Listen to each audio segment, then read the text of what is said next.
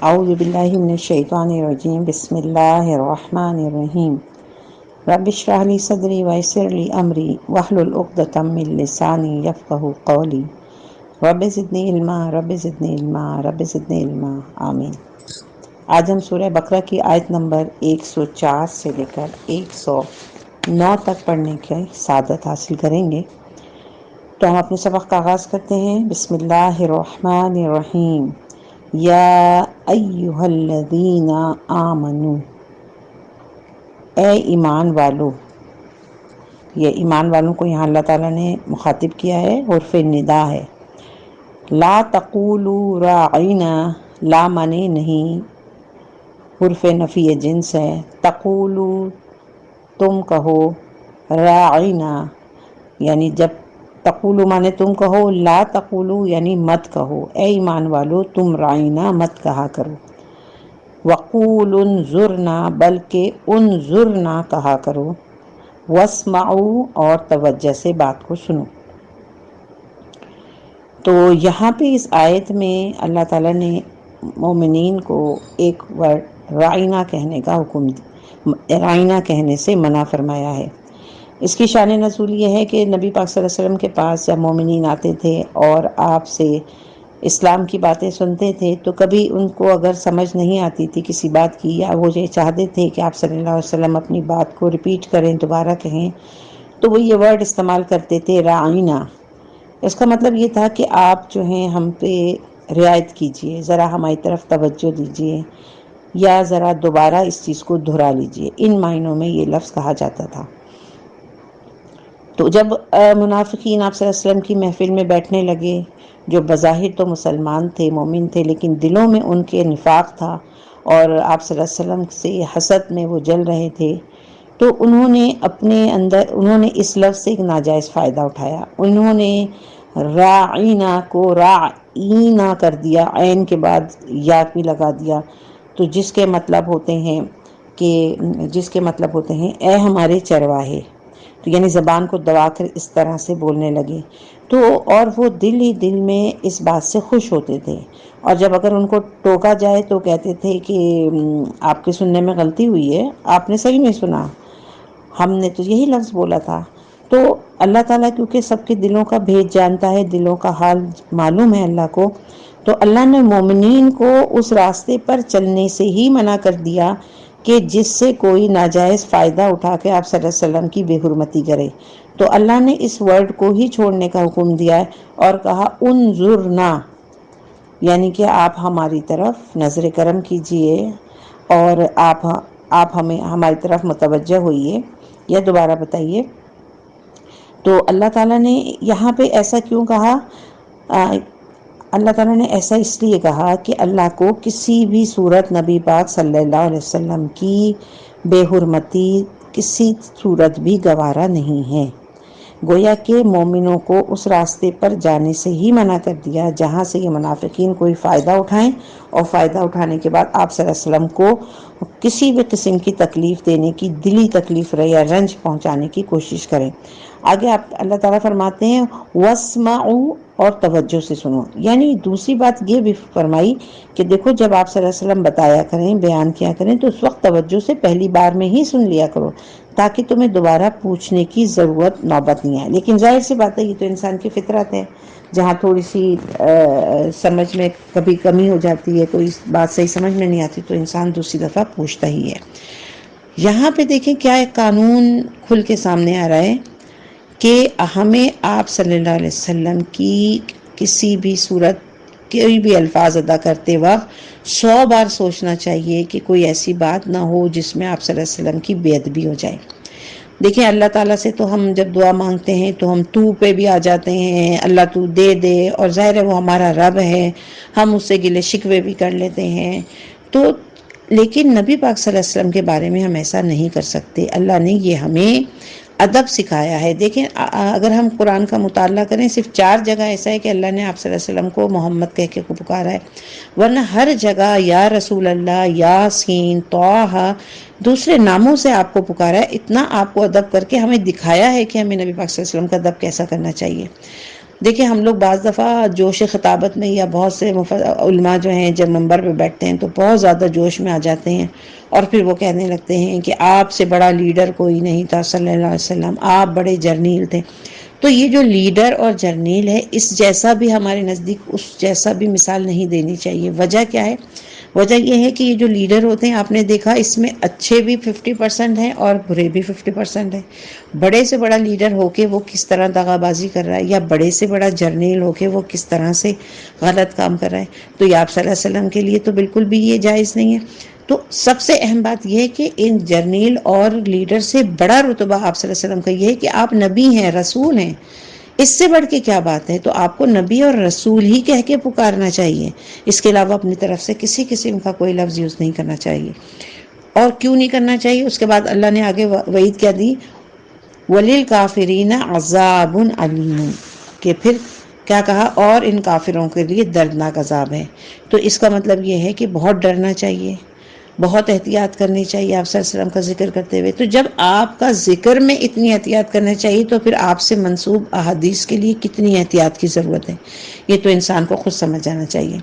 آیت نمبر 105، ما یود الذین کفروا من اہل الکتاب، اور نہیں چاہتے وہ لوگ جنہوں نے کفر کیا ہے اہل کتاب میں سے، یعنی جو اہل کتاب ہیں تو ان میں سے وہ لوگ جو کفر کر رہے ہیں یا انکار کر رہے ہیں، ولل مشرکین، اور مشرکین میں سے بھی، ان ینزل علیکم من خیر من ربکم، اور مشرکین میں سے کس بات کے لیے وہ نہیں چاہتے؟ کیا نہیں چاہتے؟ کہ نازل ہو آپ صلی اللہ علیہ وسلم پہ خیر کی کوئی بات آپ کے رب کی طرف سے۔ کون لوگ ہیں یہ نہیں چاہتے؟ اور یہ خیر کیا؟ یہاں خیر سے مراد وہ وحی ہے، وہ قرآن پاک ہے جو آپ صلی اللہ علیہ وسلم پہ نازل ہو رہا ہے۔ تو اب یہاں پہ اللہ تعالیٰ کہتے ہیں کہ یہ جو کافر ہیں، جو کفر کر رہے ہیں، یعنی کہ یہ ان کے دلوں میں یہ ہے کہ نبی جو ہے وہ بنی اسحاق میں سے آنا چاہیے تھا، بنی اسماعیل میں سے کیسے آ گیا؟ تو اس بات کی حسد جو ہے ان کو اندر اندر جلا رہا ہے، اور یہ اندر اندر اپنی حسد کی آگ میں جل رہے ہیں۔ اچھا، اور مشرکین جو تھے وہ کیوں جل رہے ہیں؟ ان کے پاس تو کوئی کتاب اور کوئی نبی نہیں تھا، لیکن وہ اس بات سے جل رہے ہیں، وہ یہ کہتے ہیں کہ جب نبوت اترنی تھی تو کوئی بڑے سردار کے اوپر اترتی، آپ صلی اللہ علیہ وسلم پر کیسے اتر گئی؟ جیسے ابو جہل کہتا تھا یہ کیا بات ہے، یہ تو کسی بڑے سردار، اتنے بڑے بڑے قریش میں سردار ہیں، ان پر کیوں نہیں نبوت اتری، ان پر کیوں نہیں وحی آ رہی ہے؟ تو یہ ان کے اندر کا حسد و جلن ہے جو وہ یہ کہہ رہے ہیں، اور اللہ یہ بتا رہے ہیں اس آیت میں کہ یہ جو کافرین ہیں، کفر کرنے والے اہل کتاب میں سے اور مشرکین میں سے، یہ بالکل نہیں چاہتے کہ رب کی طرف سے آپ پر کوئی خیر نازل ہو۔ واللہ یختص برحمتہ من یشاء، اور اللہ خاص کر لیتا ہے، یہ یختص اردو میں بولتے ہیں مختص کر لینا، کسی چیز کو اپنے لیے مخصوص کر لینا۔ تو اللہ یختص، کہ اللہ جو ہے مخصوص کر لیتا ہے، خاص کر لیتا ہے، برحمتہ، اس کی اپنی رحمت کو، من یشاء، جسے چاہتا ہے، یعنی اللہ جسے چاہتا ہے اس کو دیتا ہے۔ گویا کہ وحی کا اترنا، یہ کیا چاہتے تھے کافرین اور مشرکین؟ یہ چاہتے تھے کہ وحی بھی ان کی مرضی سے اترے، جو نبی ہو وہ بھی ان کی مرضی کا ہو۔ تو اللہ تعالیٰ کہتے ہیں کہ اللہ تو کسی چیز کے لیے مکلف نہیں ہے، اللہ تو اس بات کا پابند نہیں ہے کہ ان کی مرضی سے نبی اتاریں گے، بلکہ اللہ جس کو چاہتا ہے اس کو اپنی رحمت سے نواز دیتا ہے، یہ تو اس کا اپنا فیصلہ ہے۔ واللہ ذو الفضل العظیم، اور اللہ تعالیٰ بڑے فضل والا ہے۔ ذو کہتے ہیں والا کے لیے، جیسے ذو العرش، عرش والا، ذو الفضل، فضل والا۔ تو اللہ جو ہے وہ اللہ تعالیٰ بڑے فضل والا ہے۔ آیت نمبر 106 دیکھیں، ما ننسخ من آیت او ننسیہا، ما مانے جو بھی، ننسخ ہم منسوخ کرتے ہیں۔ منسوخ کرنا کسی آرڈر کو ہٹا کے اس کی جگہ کوئی دوسرا آرڈر لے کے آنا، ایک حکم آیا اس کو ہٹا کے اب دوسرا حکم آ جانا، اگر وہ نہیں آیا تو اس جیسا دوسرا لے کے آنا۔ تو یہاں پہ کیا کہہ رہے ہیں؟ ما ننسخ من آیت او ننسیہا، تو جو بھی ہم منسوخ کرتے ہیں کوئی آیت یا اسے بھلا دیتے ہیں، نسیحا کا مطلب ہے نسیان، نسیان دیکھیں اردو کا لفظ ہے، ہم کہتے ہیں اسے نسیان کی بیماری ہو گئی، بھولنے کی بیماری ہو گئی، اس سے آپ یہ ورڈ یاد رکھیں، ننسیحا ہا کی ضمیر لگی ہوئی ہے، آیت کی طرف جا رہی ہے، یہ ہا کی ضمیر، ہا کی ضمیر مؤنث ہے، اور آیت بھی آپ دیکھیں آیتین ہے، گول والی تا ہے۔ میں نے پہلے بھی آپ کو گرامر کے لحاظ سے بتایا، جس لفظ کے آخر میں گول تا آتی ہے تو وہ مؤنث ورڈ ہوتا ہے۔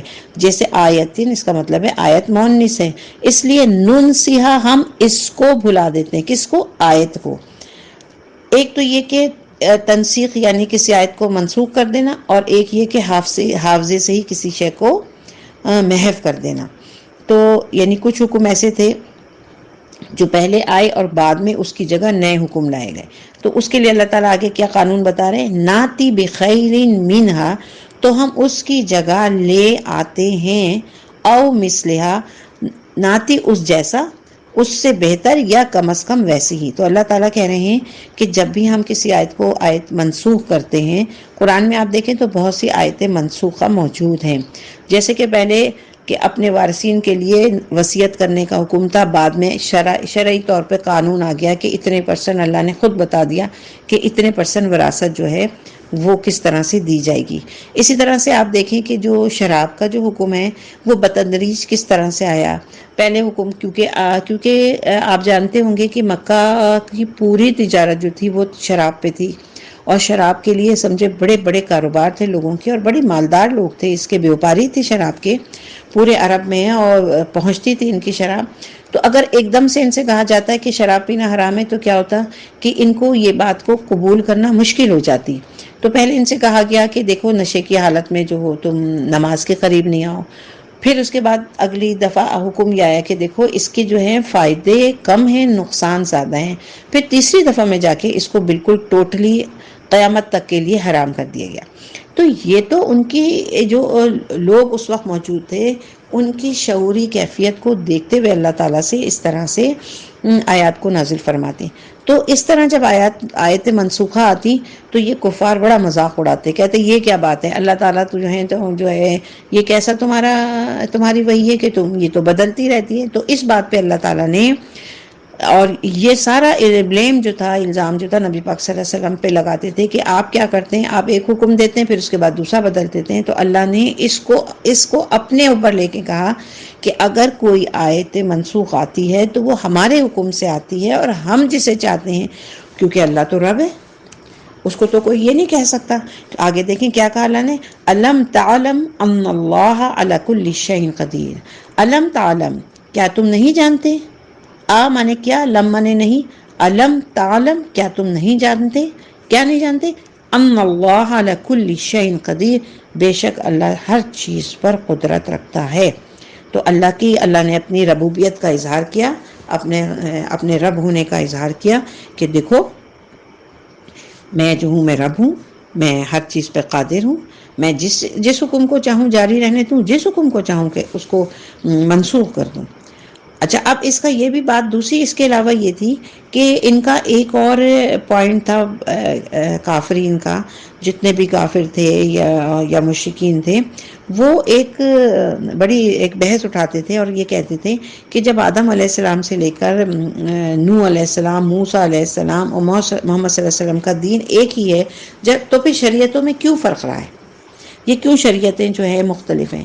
تو اس کا تو بالکل سمپل سا جواب ہے، جو کہ شاید آج کی نسل ہم لوگ زیادہ بہتر طریقے سے سمجھتے ہیں، کیونکہ ہم جانتے ہیں کہ 1400 سال پہلے کی نسبت اب ہماری ذہنی پختگی اور ہمارے شعور کی پختگی جو ہے وہ کتنی زیادہ پہنچ چکی ہے، سائنس کتنی ترقی کر چکی ہے۔ پہلے یہ باتیں جو تھیں لوگوں کو سمجھنی اور سمجھانی مشکل تھیں۔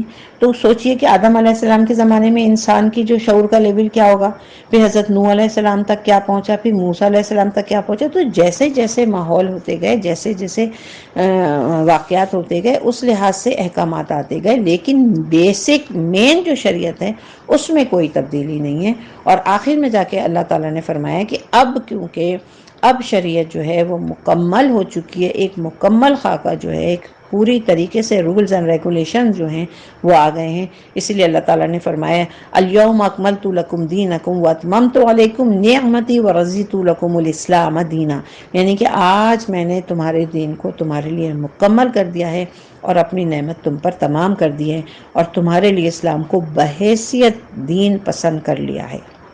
تو یہ جو ہے یہ یہاں پہ اللہ تعالیٰ نے اس کا جواب دیا ہے اور فرماتے ہیں، اور آیت نمبر 107 اس میں اللہ کیا فرماتے ہیں، علم تعلم، دیکھیں وہی لفظ جو کہ آیت نمبر 6 میں ہم نے پڑھا، علم تعلم، اس کی میننگ اب آپ سمجھ گئے ہوں گے، کیا تم نہیں جانتے، یہ سوال پوچھیں، ان اللہ لہ ملک السماوات والارض، کیا تم نہیں جانتے کہ اللہ ہی کے لیے بادشاہی ہے، کس کی، ملک کہتے ہیں بادشاہت، سماوات کی، آسمانوں کی، والارض اور زمین کی، وما لکم من دون اللہ من ولی ولا نصیر، اور نہیں ہے تمہارے لیے اللہ کے سوا کوئی بھی حمایتی، اور ما نہیں لکم تمہارے لیے، من دون اللہ اللہ کے علاوہ، من ولی ولا نصیر، یعنی نصیر کہتے ہیں مددگار کو، ولی کہتے ہیں حمایتی کو، تو یعنی اللہ کے علاوہ، اللہ کو چھوڑ کے تمہارا کوئی بھی مددگار اور حمایتی نہیں ہے۔ آیت نمبر 108، ام تریدون ان تسألوا ورسولکم کما سئل موسیٰ من قبل، ام کیا، تریدون تم مسلمان بھی یہ چاہتے ہو، ان تسألوا، اور یہ سوالات کرتے ہو یا مطالبہ کرتے ہو، رسولکم اپنے رسول سے، کما سئل اس طرح جیسے کہ پہلے، موسیٰ من قبل جیسے کہ سئل سوال کرتے تھے یا سوال کیے جاتے تھے موسیٰ سے اس سے پہلے۔ اب مسلمانوں کی مسلسل تربیت ہو رہی ہے، ان سے اللہ تعالیٰ فرما رہے ہیں، کیا اے مسلمانوں تم بھی پے در پہ سوالات کر کے، مطالبات کر کے ایسے ہی کرنا چاہ رہے ہو، ایسے ہی کرو گے جیسے کہ موسیٰ سے پہلے سوال کیے گئے، یعنی جس طرح کہ مثلا ان سے کہا گیا کہ ہم آپ کی بات نہیں مانیں گے جب تک اللہ کو اپنی آنکھوں سے نہیں دیکھ لیں، ایسے مطالبات کرتے تھے موسیٰ علیہ السلام کے ماننے والے جو تھے، تو اللہ تعالیٰ نے آگاہ کیا کہ اے مسلمانوں ایسی کوئی حرکت نہیں کرنا، اور ایسی روش سے بالکل باز رہو، اور تمہارے اندر ایسی کوئی بات نہیں پیدا ہونی چاہیے۔ وَمَن يَتَبَدَّلِ الْكُفْرَ بِالْإِيمَانِ فَقَدْ ضَلَّ سَوَاءَ السَّبِيلِ، اور جو کوئی ایمان کے بدلے تبدیل کر لے، یتبدل، تبدیل سے نکلا ہے یتبدل الکفر، جو تبدیل کر لے کفر سے، کفر کو ایمان سے، تو وہ بھٹک چکا ہے اپنی سیدھی راہ سے، یعنی اور جو کوئی ایمان کے بدلے میں کفر لے لے گا تو وہ بھٹک چکا ہے سیدھی راہ سے۔ ظاہر ہے کہ جو منافقین اہل ایمان کی صفوں میں شامل تھے تو وہ ویسی حرکتیں کر رہے ہوں گے، اس لیے فرمایا کہ جو کوئی ایمان کو ہاتھ میں دے کر کفر کو لے لے گا، یعنی ایمان کو چھوڑ دے گا اور کفر لے لے گا، تو اب سمجھو کہ وہ راہ راست سے بھٹک چکا ہے۔ تو منافق کا معاملہ بھی دو طرفہ ہوتا ہے، وہ کبھی جب مسلمانوں میں آتے ہیں تو وہ یہ کہنے لگتے ہیں کہ ہم تو مسلمان ہیں، ہم تو آپ کے ساتھ ہیں، اور جب اپنے ساتھیوں میں جاتے ہیں تو پھر وہاں جا کے پلٹ جاتے ہیں، تو یعنی مذبذبین بین ذالک، وہ بالکل اضطراب کا شکار ہیں، کبھی ادھر ہوتے ہیں اور کبھی ادھر ہوتے ہیں۔ آیت نمبر 109، وَدَّ کثیر من اہل الکتاب، وَدَّ اور اہل کتاب میں سے کثیر، بہت بڑی تعداد، بہت سارے لوگ، من اہل الکتاب کیا چاہتے ہیں، لو یردونکم من بعدی، کہ چاہتے ہیں، یردو ان کا ارادہ یہ ہے کہ تمہارا، کہ وہ تمہیں بدل دیں، من بعد ایمانکم کفارا، کہ تمہیں پھیر کر تمہارے ایمان کے بعد تمہیں پھر کافر بنا دیں، یعنی وہ خود تو اس راہ پہ چل رہے ہیں، اس پہ اطمینان نہیں انہیں کہ ٹھیک ہے، وہ یہ نہیں کہہ رہے کہ آپ مسلمان ہیں تو آپ اپنی دین کی باتیں کرتے رہیے، ہم تو نہیں مانیں گے، نہیں، بلکہ ان کا ایک سٹیپ مزید آگے قدم یہ ہے کہ وہ نہ تو خود ایمان لاتے ہیں بلکہ ان کی خواہش یہ ہے کہ تم کو بھی ایمان سے پھیر دیں۔ یہ تو بڑی خطرناک بات ہے، یہ تو بڑی غلط بات ہے۔ اب اس کی وجہ کیا ہے، اس کی وجہ اللہ نے کتنی اچھی بتائی ہے، دیکھیں کس طرح اس کی مثال دیکھیں، بڑی زبردست ڈاکٹر سعد احمد نے دی ہے۔ وہ کہتے ہیں کہ کسی بلی کی دم کٹ جائے نا تو اب وہ کیا چاہے گی کہ سب بلیوں کی دم کٹ جائے۔ اس سے آپ کو کیا سمجھ میں آ رہا ہے، کون سی بیماری آپ کو سمجھ میں آ رہی ہے؟ بالکل صحیح، یہ حسد کی بیماری ہوتی ہے۔ حسد کی پہچان ہی یہ ہے۔ حسد کی پہچان کیا ہے کہ اگر ایک چیز مجھے نہیں ملی اور وہ دوسرے کو مل گئی تو میری یہ خواہش ہو کہ دوسرے سے بھی چھین لی جائے، یہ حسد کی خاص نشانی ہے۔ تو اللہ نے اس کی یہی وجہ بتائی ہے کفار کی، حسدن من عند انفسہم، بسبب ان کے دلی حسد کے، یعنی ان کے دل میں جو حسد ہے اس وجہ سے یہ چاہتے ہیں کفار کہ یا اہل کتاب کہ تم لوگوں کو بھی دین سے واپس پھیر دیں، من بعد ما تبین لہم الحق، اس کے بعد کہ ان پر حق بالکل واضح ہو چکا ہے، وہ خود بھی یہ جان چکے ہیں کہ یہ حق ہے، لیکن پھر بھی ان کی یہ خواہش ہے کہ کسی طرح سے تم کو بھی دین کے راستے سے ہٹا دیں۔ فاعفوا واصفحوا، تو اے مسلمانوں کو کیا کہا ہے؟ تم معاف کرتے رہو اور صرف نظر سے کام لو۔ اچھا، یہ بہت اہم مقام ہے۔ مسلمانوں کو باور کرایا جا رہا ہے کہ ابھی تو مدنی دور کا آغاز ہو رہا ہے، ابھی کشمکش، کشاکش اور مقابلہ اور تصادم یہ بڑے سخت مراحل ہیں، چونکہ تمہارا سب سے پہلا محاذ کفار مکہ کے خلاف ہے، اور وہیں سب سے بڑھ کر تم پر حملے کریں گے۔ اللہ تعالیٰ نے پہلے سے بتا رہے ہیں کہ ابھی تو تم مدینے میں آئے ہو، ابھی یہ کفار تمہارے اوپر اس قسم کی باتیں کر رہے ہیں، تمہیں پھسلا رہے ہیں، اگر تم ابھی سے ان پر آستینیں چڑھا کے اور جھگڑنے لگو گے تو تمہارے اندر طاقت پیدا نہیں ہوگی۔ ابھی ان کو کیا کہا گیا ہے؟ ابھی دیکھیں جہاد کا بھی حکم نہیں آیا، ابھی ان کو کہا گیا ہے ابھی صرف نظر کرو، ان کو معاف کرو، ان سے توجہ ہٹا لو۔